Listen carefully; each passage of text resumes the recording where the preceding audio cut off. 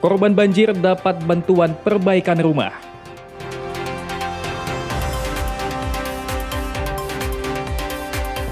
Jelang Ramadan, harga ayam dan telur naik.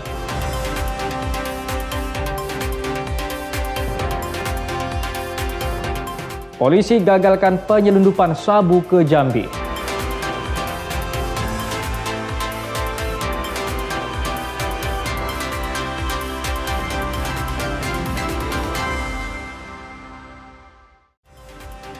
Halo, selamat pagi saudara. Kompas Pagi hari ini hadir dengan beragam informasi penting dan menarik dari Sumatera bagian utara. Selain 3 sorotan tadi, sejumlah informasi lainnya akan kami sajikan dalam Kompas Pagi. Bersama saya Emir Syapurba, inilah Kompas Pagi selengkapnya di Kompas TV, independen terpercaya.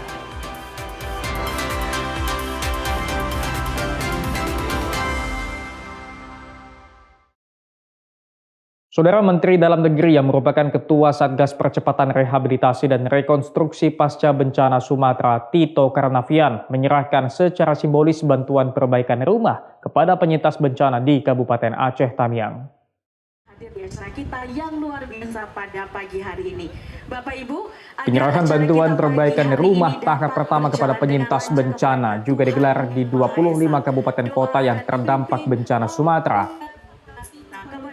Bantuan secara simbolis diserahkan Menteri Dalam Negeri Tito Karnavian kepada masyarakat terdampak bencana di Kabupaten Aceh Tamiang.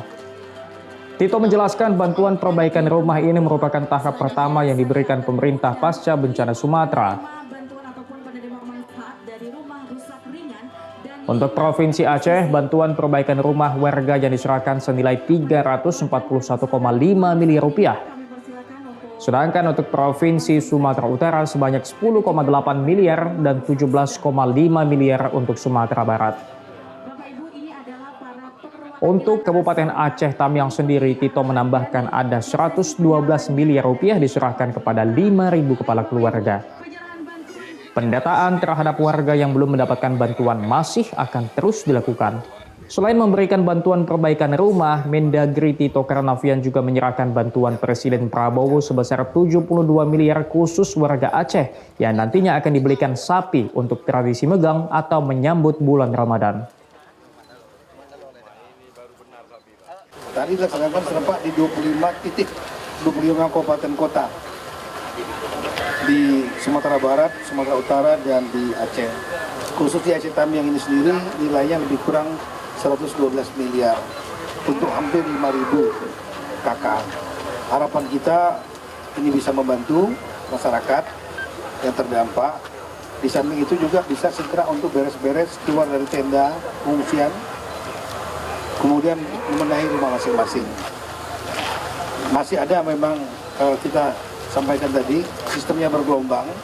Kalau ada yang masih belum terdaftar, Bupati masih terbuka kesempatan untuk mengusulkan bagi mereka yang belum menerima tapi sebetulnya mereka berhak karena rumahnya rusak ringan atau sedang. Pemberian bantuan ini disambut meriah oleh masyarakat Aceh Tamiang dan berencana akan segera memperbaiki kediaman mereka yang rusak. Selain memberikan bantuan rumah rusak ringan dan sedang, pemerintah melalui Dinas Sosial juga akan memberikan bantuan dana untuk lauk pauk selama 3 bulan. Pemerintah pusat juga masih akan terus mendata masyarakat korban bencana Sumatera yang layak mendapatkan bantuan dengan proses verifikasi yang ketat. Dedi Rizky Ginting, Kompas TV, Aceh Tamiang, Aceh. Saudara Kapolri Jenderal Polisi Listio Sigit Prabowo melepas 22 kontainer berisi bantuan untuk korban banjir dan longsor Sumatera. Selain makanan, bantuan berupa bahan bangunan juga diserahkan guna mempercepat proses pembangunan kembali fasilitas umum yang terdampak bencana. Pelepasan 22 kontainer berisi bantuan untuk korban bencana alam dilakukan di Polda Sumatera Utara. Bantuan untuk korban bencana Sumatera ini tidak hanya berisi makanan, namun juga obat-obatan serta bahan bangunan untuk mempercepat proses pembangunan fasilitas umum yang terdampak bencana. Pengiriman bantuan dikirim serentak ke 3 provinsi yakni Aceh, Sumatera Utara, dan Sumatera Barat yang terdampak banjir dan tanah longsor. Kapolri Jenderal Polisi Listio Sigit Prabowo menyebut dengan bantuan yang diberikan dapat membantu masyarakat yang hingga kini masih kesulitan akibat bencana alam yang terjadi. Harapan kami bantuan ini bisa membantu khususnya bagi masyarakat yang terdampak, dan tadi berdasarkan laporan bahwa bantuan-bantuan yang ada disesuaikan dengan kebutuhan yang memang dibutuhkan oleh masyarakat terdampak di 3 provinsi. Ferry Irawan, Kompas TV, Medan, Sumatera Utara. Saudara, Ikatan Alumni Universitas Diponegoro atau IKA Undip bersama Yayasan Baitul Mal PLN Pusat dan Cabang Sibolga menyalurkan bantuan kemanusiaan bagi penyintas bencana banjir bandang dan tanah longsor di Kabupaten Tapanuli Tengah, Sumatera Utara.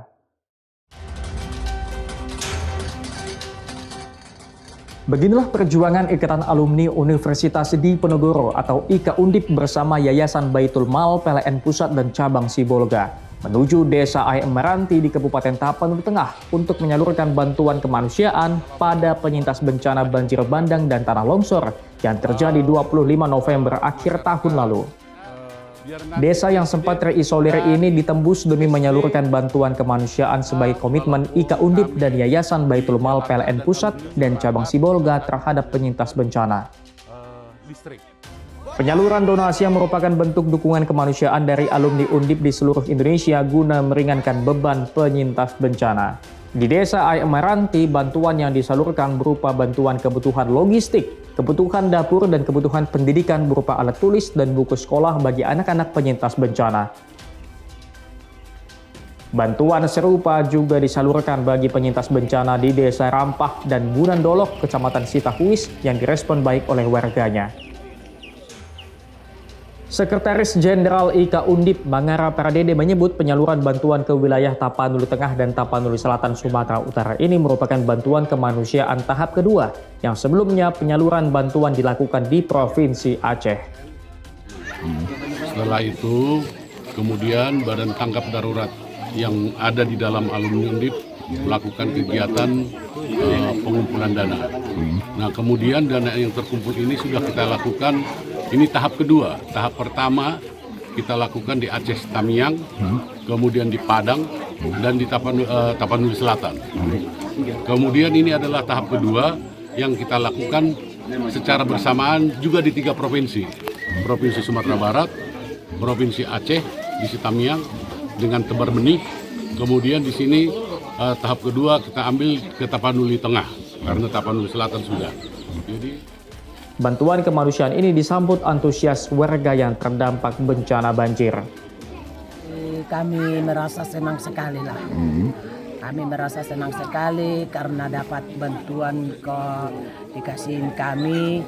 Jadi semoga kalau kami pikir dapat kesehatan selalu dan juga biar bisa bertambah rezeki dan juga yang mengasih. Dan juga kalau yang mengasih itu kami bilang terima kasih sebanyak-banyaknya. Desa Sitahuis dan Desa Bunan Dolok merupakan desa terdampak musibah tanah longsor yang aksesnya sempat terputus. Hadirnya IKA Undip dapat meringankan beban penyintas bencana desa ini. Kami atas nama pemerintah Desa Rampah, juga pemerintah Desa Bunan Dolok, juga atas nama masyarakat Desa Rampah, atas nama masyarakat Bunan Dolok mengucapkan terima kasih kepada Ikatan Alumni Undip atas bantuan berupa logistik kepada desa kami. Tentu kami sangat terbantu, masyarakat sangat terbantu dengan bantuan ini. Kedepan program tim bencana IKA Undip dan YBM PLN ini juga berkomitmen akan hadir dan terus meringankan beban para penyintas bencana. Khairul Bazar, Kompas TV, Tapanuli Tengah, Sumatera Utara.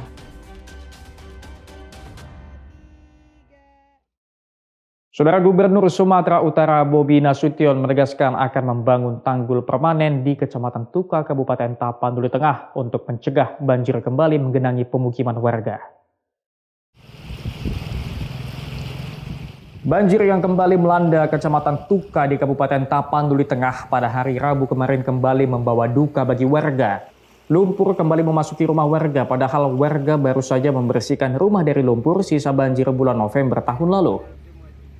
Normalisasi sungai memang sudah dilakukan pemerintah, begitu juga dengan pembuatan tanggul, namun tak mampu menahan debit air. Gubernur Sumatera Utara Bobi Nasution menegaskan pembangunan tanggul memang belum permanen. Tanggul yang saat ini masih tanggul darurat untuk langkah awal rehabilitasi pasca bencana. Pihaknya akan segera membangun tanggul permanen, namun secara bertahap, sebab pembangunan pasca bencana harus lebih teliti dengan pertimbangan analisis potensi bencana. Normalisasinya itu, ini kan belum permanen ya. Itu hanya penghimpunan material yang tertumpuk di sungai-sungai, kita buat alurnya. Nah, alur itulah nanti akan dipermanenkan di masa rehab-rekon ini. Nah, untuk permanennya memang belum dimulai. Nah, itu baru alurnya, karena masih ada pengerjaan, seperti jembatan dan yang lain-lainnya, agar alat-alat berat itu bisa, material-material berat bisa masuk. Nah, ini masih masa belum permanen. Kita tahu kemarin curah hujan tinggi lagi. Roganda Malau, Kompas TV, Medan, Sumatera Utara. Jelang Ramadan, harga ayam dan telur naik. Saksikan usai jeda.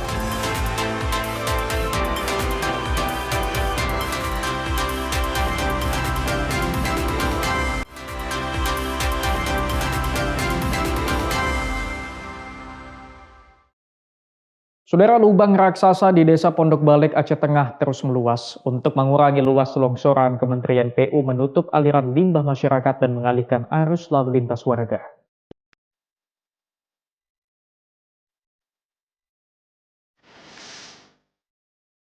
Lubang raksasa di Desa Pondok Balik Ketol, Aceh Tengah kian meluas lantaran longsoran yang terus bergerak aktif. Gambar udara menunjukkan detik-detik longsoran terus terjadi di lubang. Saat ini, luas lubang raksasa mencapai 3 hektar, serta mengancam permukiman dan lahan pertanian. Kajian di lapangan menemukan longsoran sepanjang 1 meter terjadi setiap hari. Untuk mengurangi luasan longsoran, Kementerian Pekerjaan Umum sementara menutup aliran air dari limbah masyarakat. Kita masih survei geolistrik dan geoteknik. Itu adalah survei yang untuk menentukan jenis apa penanganan permanen di sini, sehingga hasil yang kita tentukan nanti betul-betul tepat dengan kondisi tanah sekitar ini. Selanjutnya langkah pertama sekali sebenarnya kami sudah melakukan pembusuhan air limbah masyarakat, karena air itulah satu-satunya penyebab yang setiap hari tanah makin bergerak. Pihak Utama Karya yang turut menangani longsoran akan melakukan detur untuk pengalihan jalan sekitar longsoran untuk lalu lintas warga. Per harinya sekitar 1 meter, jadi mendekati detur yang sudah kita buat. Jadi nanti yang kita lakukan yang pertama, kita hentikan dulu aliran airnya yang ada. Terus yang kedua, kita siapkan opsi detur nanti jika untuk kegiatan libur lebaran sama menjelang bulan puasa, kita siapkan opsi dulu untuk jalan akses sehingga fungsional warga dan logistik tidak terganggu. Saat ini tim penanganan masih melakukan kajian untuk mendapatkan penyebab pasti pergerakan tanah. Kajian itu diharap selesai dilakukan akhir bulan ini agar mendapat solusi permanen penanganan longsoran lubang raksasa. Tim Liputan, Kompas TV.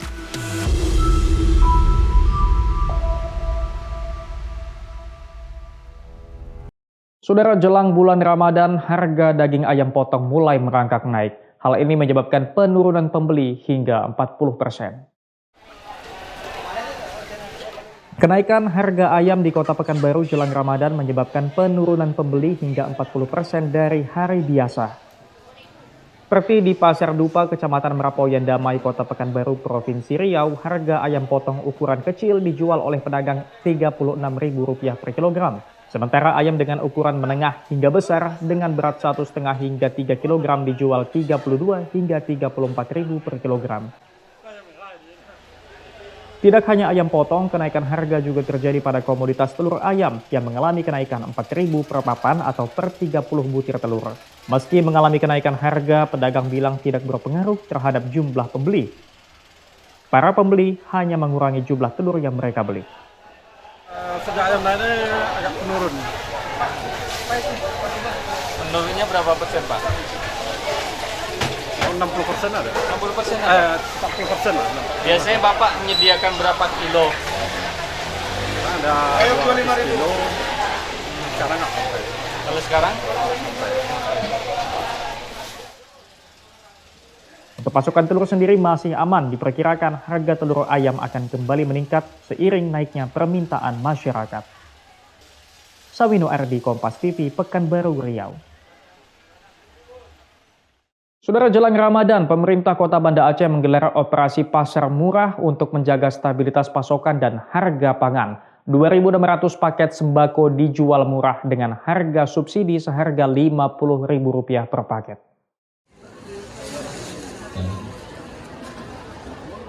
Pemerintah Kota Banda Aceh menggelar operasi pasar murah untuk menekan laju inflasi dan menjaga stabilitas harga pangan jelang Ramadan.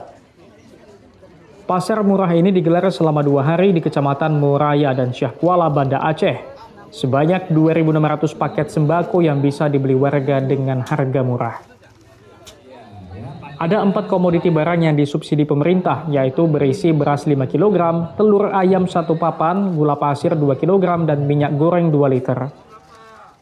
Total 1 paket sembako bisa ditebus senilai Rp163.000. Warga mendapat harga subsidi dari pemerintah senilai Rp50.000 per paket dari harga normal.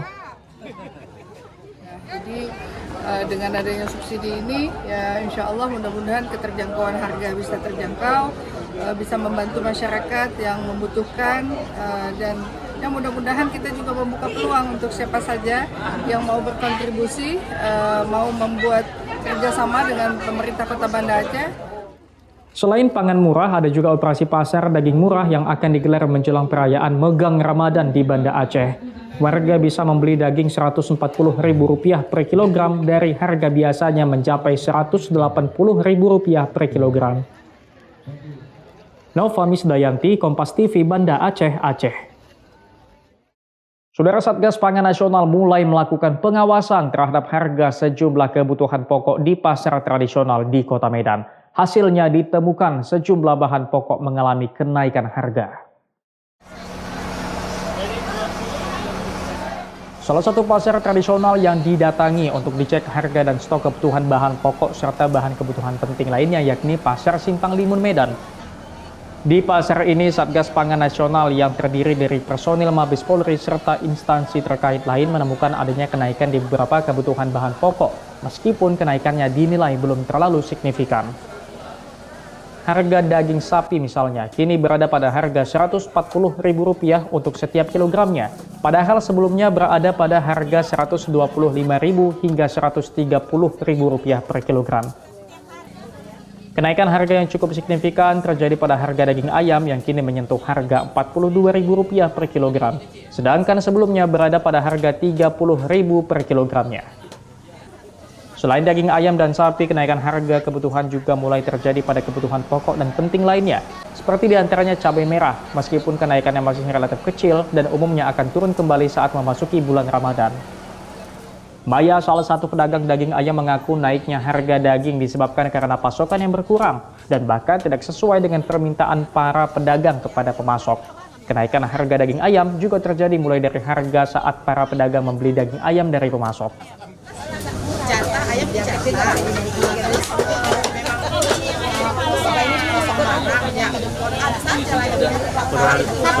Per hari jatahnya berapa ya? Per hari jatahnya berapa? Kami, kadang nanti kalau dapat 30. Bu, tadi kan harganya 42, Bu. Kalau normalnya berapa ya, Bu? Kalau normal biasanya, Pak. Sebenarnya ya, kalau atas itu 3 punya kita nggak. Kalau ini sebenarnya udah harga lebih dari lebaran. Kalau lebaran biasa 40 udah paling tinggi. Sementara itu, tim Satgas Pangan Nasional Komisaris Besar Polisi Nasrun Pasaribu menyebut kenaikan beberapa harga di pasar tradisional yang ada di Kota Medan masih cenderung berada dalam batas wajar. Namun, jika nantinya kenaikan dinilai semakin tidak wajar, terlebih disebabkan karena adanya penimbunan maupun permainan, maka Satgas Pangan Nasional akan mengambil tindakan. Untuk melihat bagaimana situasi dan kondisi pada saat ini, apakah ada gejolak ataupun ada peningkatan. Sampai dengan saat ini kami melakukan bersama-sama, yaitu masih normal dan masih stabil. Pak, tadi ada harga daging ayam dan daging sapi mengalami kenaikan. Ya, masih di bawah rata-rata Bu ya, masih di bawah rata-rata, masih normal dia. Tidak naik melebihi daripada harga yang ditetapkan ataupun yang lain. Ferry Irawan, Kompas TV, Medan, Sumatera Utara. Saudara Wakil Menteri Perindustrian Faisal Riza memaparkan hilirisasi tanaman sawit di Indonesia dinilai penting sebagai penopang Kementerian Pangan, Energi, dan Industri. Dalam kunjungannya ke Kabupaten Deli Serdang, Sumatera Utara, Wakil Menteri Perindustrian Faisal Riza memberi kuliah umum di Institut Teknik Sawit Indonesia. Di hadapan mahasiswa, Faisal Riza menyampaikan pentingnya hilirisasi kelapa sawit dan turunannya sesuai pencanangan Presiden Prabowo. Faisal menyebut kelapa sawit bukan hanya sebagai kebutuhan ekspor crude palm oil atau CPO, melainkan sebagai bahan alternatif substitusi produk turunan sawit seperti substitusi bahan baku industri. Ini yang kita harapkan dari Kementerian Perindustrian, mengajak ITSI bersama-sama supaya kita memberikan jalan yang baik, jalan yang cepat, jalan yang efisien untuk industrialisasi dan hilirisasi sawit bisa dijalankan sebagaimana arahnya. Kementerian Perindustrian mengajak Institut Teknik Sawit Indonesia untuk bersama-sama memberikan jalan yang baik, cepat, dan efisien untuk industrialisasi dan hilirisasi sawit agar bisa dijalankan sebagaimana arahan dari Presiden. Dedi Rizky Ginting, Kompas TV, Deli Serdang, Sumatera Utara. Saudara mahasiswa dari Banda Aceh ajarkan ibu-ibu korban banjir di Aceh Tengah membuat abon kumamah dan sabun cuci piring herbal. Kegiatan ini diharapkan mampu menumbuhkan kembali semangat geliat ekonomi masyarakat desa. Begitulah suasana warga Senobok Simpang, Kecamatan Darul Aman, Aceh Timur. Salah satu desa yang terdampak parah akibat banjir bandang yang melanda Aceh pada 26 November 2025 lalu. Untuk membantu warga, mahasiswa Universitas Syah Kuala melaksanakan pengabdian masyarakat dengan mengajarkan pembuatan produk olahan rumah tangga. Beberapa program inovasi unggulan yang diterapkan antara lain membuat abon kumamah dan pembuatan sabun cuci piring herbal dengan bahan dasar daun pandan. Selain itu, mahasiswa juga mengajarkan pembuatan pupuk kompos dari sampah organik serta pembuatan rumah kaca untuk menanam tumbuhan obat lokal dan tanaman pangan. Oleh karenanya, inovasi yang kita usulkan untuk program pemberdayaan masyarakat di sini adalah pembuatan abon kemamah. Jadi kalau misalnya standarnya orang Aceh itu makan kemamah dengan yang agak agak berkuah atau mungkin masih basah. Nah, kita menawarkan yang merupakan abon sehingga ini tahan lama, disimpan dan bisa digunakan untuk juga mendapatkan menjadikan income bagi keluarga yang merupakan bisnis tambahan dari masyarakat tempatan di sini. Semua bahannya bisa ditemui di desa, serta cara pembuatannya sangat sederhana sehingga bisa dilanjutkan nantinya oleh masyarakat. Tak hanya mengajari warga proses pembuatan, alat-alatnya juga mereka sediakan secara gratis untuk warga. Bagi ibu-ibu ada ilmunya dari cara pembuatan sabun, pembuatan jamu, pembuatan abon, itu menambah ilmu pengetahuan bagi masyarakat. Bisa. Khususnya ibu-ibu PKK, Kado Posyandu, sangat membantu. Dengan adanya sarana yang sudah tersedia, diharapkan bisa dilanjutkan oleh warga sehingga bisa menambah pendapatan warga di tengah pemulihan bencana. Nova Misdayanti, Kompas TV, Aceh Timur, Aceh. Polisi gagalkan penyelundupan sabu ke Jambi. Saksikan usai jeda.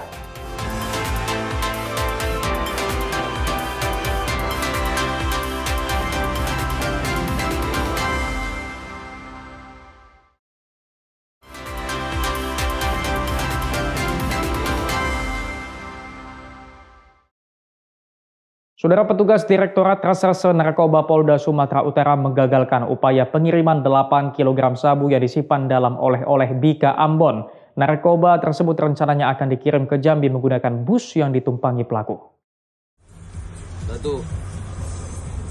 Ini adalah rekaman video amatir yang direkam polisi saat menggeledah tas yang dibawa tersangka berinisial ARM sesaat setelah menghentikan bus yang ditumpangi pelaku di Jalan Lintas Sumatera, kawasan Labuhan Batu, Sumatera Utara. Untuk mengelabui petugas, pelaku menyimpan narkoba dalam tumpukan oleh-oleh Bika Ambon. Petugas menemukan 2 kg sabu yang rencananya akan dibawa pelaku ke Jambi. Dari keterangan pelaku ternyata diketahui terdapat sisa narkoba lain yang disimpan di sebuah rumah di kawasan Pancur Batu, Kabupaten Deli Serdang.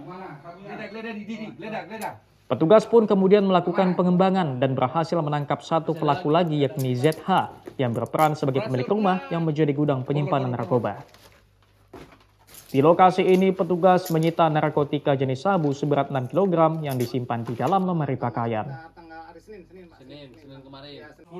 Seorang laki-laki yang kita amankan dan dilakukan penggeledahan, yaitu didapatkan 2 kg narkotika jenis sabu yang disimpan dalam kemasan oleh-oleh berupa oleh-oleh Bika Ambon. Kemudian dari hasil pengungkapan tersebut kami lakukan pengembangan terhadap temuan yang 2 kilo untuk dikembangkan ke pengedar berikutnya. Kemudian dari hasil penggeledahan ternyata anggota kami juga mendapatkan hasil yaitu 6 kilo sabu-sabu yang disimpan dalam sebuah rumah hasil penggeledahan. Dua pelaku yang ditangkap kini terancam penjara selama lebih dari 5 tahun atau maksimal dapat dihukum dengan hukuman mati karena dijerat dengan undang-undang tentang narkotika. Ferry Irawan, Kompas TV, Medan, Sumatera Utara. Saudara, aktivitas sindikat penyelewengan BBM bersubsidi di Kota Medan diungkap personil Satreskrim Polrestabes Medan. SK terlihat. Oke. Nah, pelan-pelan. Ini adalah rekaman detik-detik saat petugas unit Pitsus Satreskrim Polrestabes Medan memberhentikan sebuah truk di Jalan Tol Belmera, Kota Medan.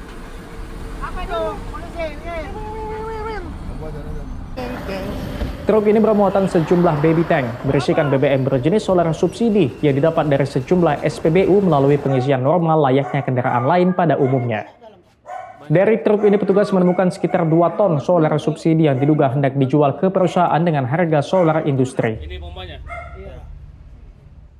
Kapolres Tabes Medan Komisaris Besar Polisi Jian Calvin Simanjuntak mengungkapkan selain sindikat ini terdapat 5 sindikat lagi yang ditangkap karena terlibat dalam praktik penyelewengan BBM dengan beragam modus berbeda. Tidak hanya penyelewengan BBM jenis solar, terdapat pula sindikat penyelewengan BBM jenis Pertalite yang diungkap Polres Tabes Medan dengan sumber BBM yang sama yakni berasal dari SPBU. Dalam praktiknya, 6 sindikat yang ditangkap mendapat BBM dari SPBU dengan mudah usai bekerja sama dengan operator SPBU. Total terdapat 10 tersangka yang ditangkap dalam kasus penyelewengan BBM bersubsidi ini. Barang bukti BBM yang berhasil disita dan ditangkap, Pertalite ada 256 liter dan solar ada 14 ton. Tersangka secara keseluruhan ada 10 tersangka. Dari ke-10 tersangka ini setidaknya ada 3 operator SPBU. Dalam kasus ini polisi turut menyita barang bukti BBM jenis solar sebanyak 14 ton, sedangkan BBM jenis Pertalite sebanyak 256 liter. Ferry Irawan, Kompas TV, Medan, Sumatera Utara. Saudara, kesal permintaan berhubungan intim ditolak, seorang suami di Rokan Hilir, Riau tega menganiaya istri dan anak tirinya. Akibatnya wajah kedua korban babak belur dipukul. Jadi Peristiwa kekerasan dalam rumah tangga atau KDRT menimpa seorang ibu rumah tangga warga Bagan Batu, Rokan Hilir, Riau. Korban MS bersama putranya mengalami penganiayaan berat yang dilakukan oleh FS yang merupakan suaminya sendiri. Peristiwa penganiayaan ini dipicu lantaran MS menolak ajakan berhubungan intim oleh suaminya. Kesal permintaan ditolak, FS kalap dan menganiaya istrinya itu. Tak sampai di situ, RA yang merupakan anak sambung pelaku juga ikut dianiaya. Korban mengalami luka yang cukup serius di bagian muka dan mata. Melihat wajah korban yang babak belur, warga kemudian mendatangi rumah korban dan berhasil mengamankan pelaku. FS kemudian diserahkan ke pihak kepolisian untuk mempertanggungjawabkan perbuatannya. Tersangka meminta berhubungan badan kepada korban, yaitu istri tersangka pada pukul 04.00, namun pada saat itu korban tidak memenuhi permintaan dari tersangka. Kini pelaku telah ditetapkan menjadi tersangka. Pelaku KDRT ini dijerat pasal 44 Undang-Undang Republik Indonesia Nomor 23 Tahun 2004 tentang penghapusan kekerasan dalam rumah tangga dengan ancaman maksimal 10 tahun penjara. Sawino RD, Kompas TV, Rokan Hilir, Riau. Saudara anggota TNI Kodam 1 Bukit Barisan, Sertu Muhammad Fadli memeras mantan kekasihnya dengan ancaman penyebaran video tidak senonoh korban. Terdakwa Sertu Fadli dituntut dengan hukuman 2 tahun penjara dan dipecat dari institusi TNI. Habis manis sepah dibuang, peribahasa yang menggambarkan tindakan pemerasan yang dilakukan terdakwa Sertu Muhammad Fadli kepada korban yang merupakan mantan kekasihnya. Dalam sidang pembacaan tuntutan oleh auditor di Pengadilan Militer 1/02 Medan Selasa sore, terdakwa menjalin hubungan dengan korban pada tahun 2022 lalu. Kemudian pada tahun 2024 hubungan mereka renggang. Namun pada awal tahun 2025 terdakwa menghubungi mantan kekasihnya dan meminta dikirimi sejumlah uang, namun kekasihnya menolak. Terdakwa kemudian mengancam korban dengan mengirim rekaman telepon video atau VCS. Apabila korban tidak mau mengikuti permintaannya, maka terdakwa akan menyebarkan video tersebut. Ancaman dan permintaan ini berulang dilakukan terdakwa hingga menyebabkan kerugian korban mencapai 30 juta rupiah. Perbuatan terdakwa dijerat dengan pasal kumulatif, pasal 368 ayat 1 KUHP, junto pasal 482 ayat 1 huruf A KUHP, junto pasal 27 ayat 1, junto pasal 45 ayat 1 Undang-Undang ITE.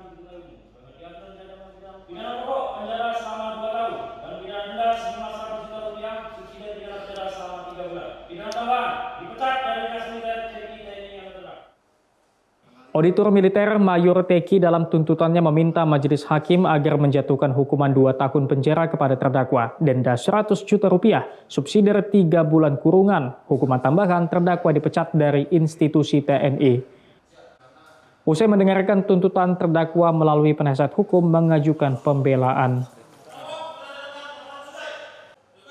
Roganda Malau, Kompas TV, Medan, Sumatera Utara.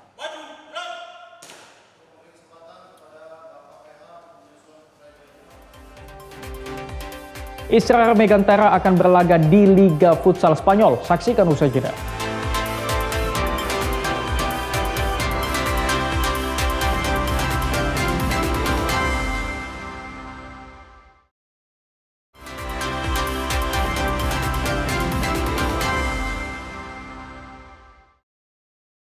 Saudara, struktur kepelatihan timnas Indonesia di bawah komando John Hertman mulai tersusun. Tangan dingin John Hertman dalam meracik skuad Garuda akan dimulai pada ajang FIFA Series 2026 Maret mendatang.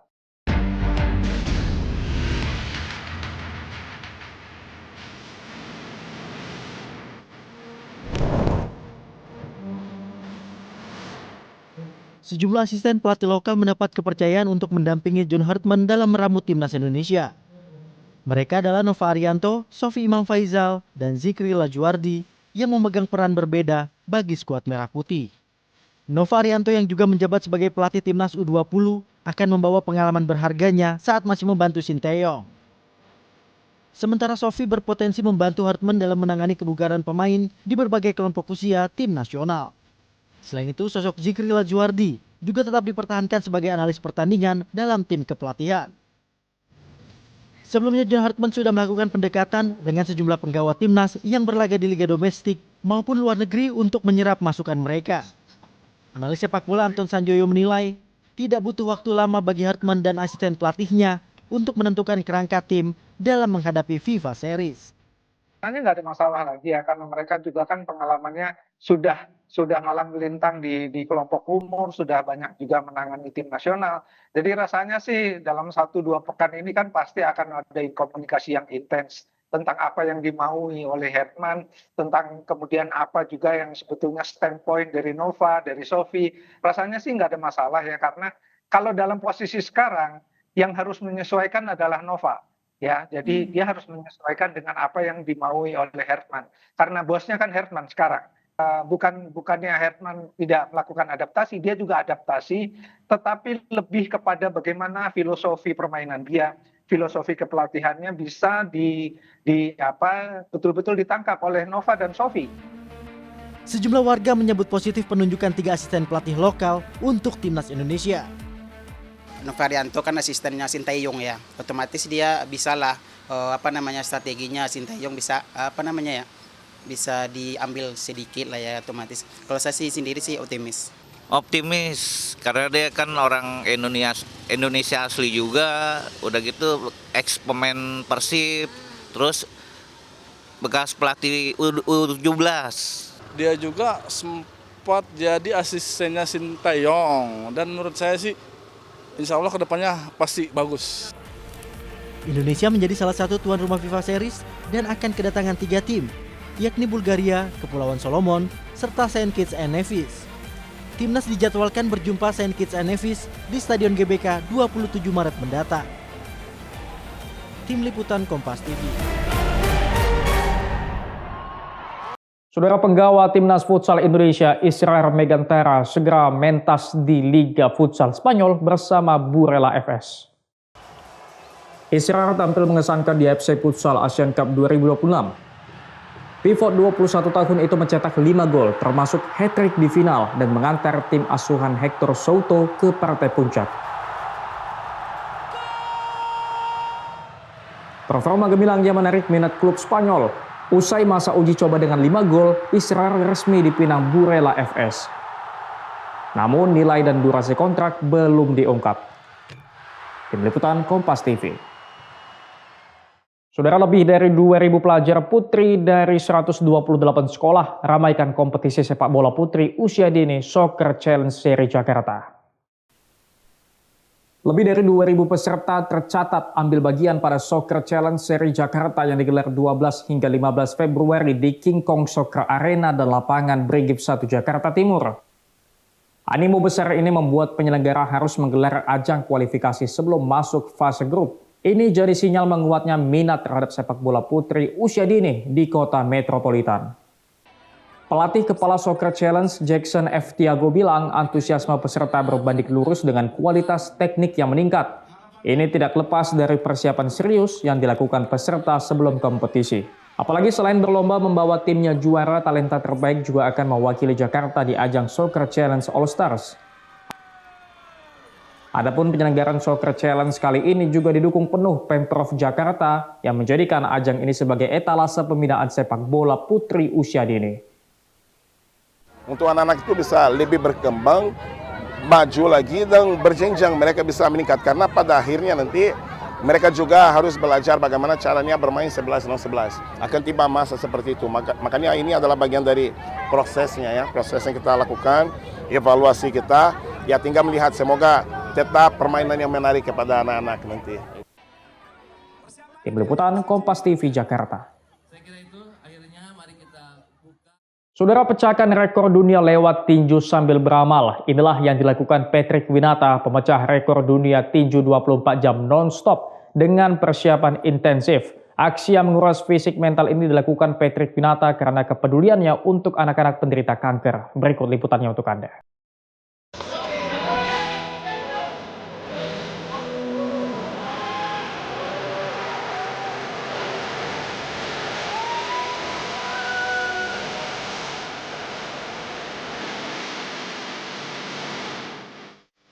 Petinju asal tanah Papua, Patrick Winata, bersama Project 24 memecahkan rekor dunia Guinness World Record dengan tantangan ekstrim bertinju selama 24 jam non-stop dalam 223 ronde 1 November 2025 lalu. Ya, Patrick Winata, atlet kelahiran Pakpak, Papua Barat ini sukses menjadi orang Indonesia pertama yang berstatus memegang rekor bertinju padding 24 jam non-stop. Tak hanya gelar Guinness World Record, Patrick Winata juga dapat donasi dari penonton live streaming aksinya. Uang donasi hampir 240 juta didapatnya, diniatkannya untuk diberikan kepada anak-anak penderita kanker di Yayasan Kasih Anak Kanker Indonesia atau YKK. Patrick menyadari ia tidak berjuang sendiri. Kombinasi tim yang solid, persiapan matang dengan latihan disiplin, dan mentalitas baja menjadi kunci pencapaiannya. Namun tahukah Anda bagaimana beratnya perjuangan Patrick Winata untuk bisa sampai ke level ini? Dan bagaimana kekuatan tekadnya untuk bisa memecahkan rekor yang bersumber dari anak-anak penderita kanker? Patrick Winata pun bercerita. Ada teknik tertentu nggak yang digunakan ketika memecahkan rekor itu? Tapi kan orang kayaknya kalau nggak, kok mungkin nggak sih nih gitu 24 jam porsinya? Dan itu yang cukup berat buat saya waktu itu karena saya tuh karena ini kan belum pernah ada, belum ada metode yang benar-benar dikhususin untuk mempersiapkan ini. Jadi saya tuh berusaha untuk mencoba mengulik sendiri gimana latihan yang tepat buat persiapan saya ini. Jadi ada beberapa metode yang saya gabungin dari metode boxing itu sendiri dan olahraga lain seperti maraton. Ya, jadi saya gabungin. Kita waktu itu memang kita punya target itu, tapi tidak mencapai target. Tapi saya cukup senang karena pertama saya ini bukan siapa-siapa. Pertama saya itu bukan orang yang terkenal, tapi saya cukup bangga karena hari itu kita bisa ngumpulin dalam 24 jam itu kumpulin sekitar hampir 240 juta. Buat orang seperti saya yang bukan siapa-siapa itu cukup besar, dan yang menariknya dari founder yayasan ini juga sempat ngomong bahwa ini donasi terbesar yang mereka pernah terima gitu. Jadi saya cukup bangga, cukup senang ya kita bisa ngumpulin sebesar itu. Sementara itu, pelatih Patrick, James Mokoginta, awalnya tidak menyangka dengan ide gila Patrick Winata memecahkan rekor bertinju 24 jam non-stop. Namun James bersama tim pelatih langsung mempersiapkan program latihan yang tepat selama 4 bulan. Tak hanya fisik, James justru menilai menjaga mental dan suasana hati sang atlet jadi hal yang paling penting. Saya kebayang juga, waduh ini sesuatu hal yang gila menurut saya. Saya petinju profesional pun saya nggak sampai sebanyak itu paddingnya 24 jam. Paling saya latihan padding 12 ronde, 15 ronde. Terus Bang Patrick bilang, "Bang, saya punya rencana mau padding 24 jam." Saya sempat mikir, aduh ini kayaknya sesuatu hal yang nggak mungkin ya. Abang pikir-pikir dulu deh. Jadi pelatih saya nyari pelatih yang bisa sesuaiin mentalnya Bang Patrick. Jadi biar Bang Patrick moodnya tetap stabil. Soalnya kan kita 24 jam itu butuh kayak ketenangan. Kalau pelatihnya nggak sesuai seperti apa yang Bang Patrick mau, moodnya bisa hancur dan itu bisa fatal. Oke, nah itu ketika latihan dalam sehari berapa jam sih biasanya? Kita biasa paling sedikit itu satu hari itu 5-6 jam. 5-6 jam. Ya. Dan inilah Yayasan Kasih Anak Kanker Indonesia atau YKK, di mana uang ratusan juta yang diraih Patrick Winata selama bertinju 24 jam non-stop langsung ia donasikan ke yayasan ini. Selama ini, selain aktif di dunia tinju, Patrick memang juga aktif dalam gerakan kemanusiaan. YKK mengapresiasi donasi yang diberikan Patrick Winata dan berharap bisa menginspirasi lebih banyak orang untuk peduli terhadap anak-anak pasien kanker. Selain menjadi rumah singgah, YKK juga menyediakan sekolah bagi anak penderita kanker yang tengah dalam masa pengobatan, mulai dari PAUD, SD, SMP, sampai SMA. Tapi kita bisa mencapai ini karena ada orang-orang seperti Anda, media, seperti Kompas, dan masyarakat ya seperti Patrick yang menyediakan begitu banyak waktunya untuk mendukung kegiatan Yayasan Kaki Anak Kanker Indonesia, YKK.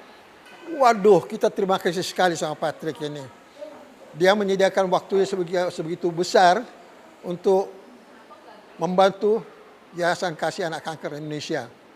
Ya, mudah-mudahan akan lebih banyak lagi Patrick seperti di Indonesia seperti itu. So kita bisa berdiri karena ada orang-orang, ada anggota masyarakat masih menaruh perhatian pada kanker anak.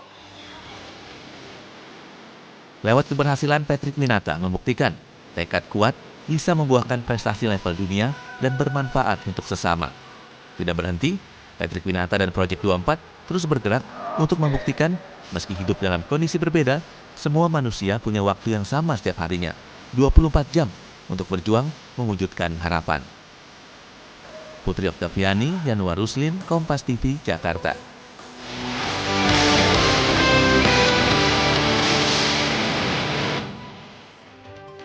Polisi gagalkan penyelundupan sabu ke Jambi. Saksikan usai jeda.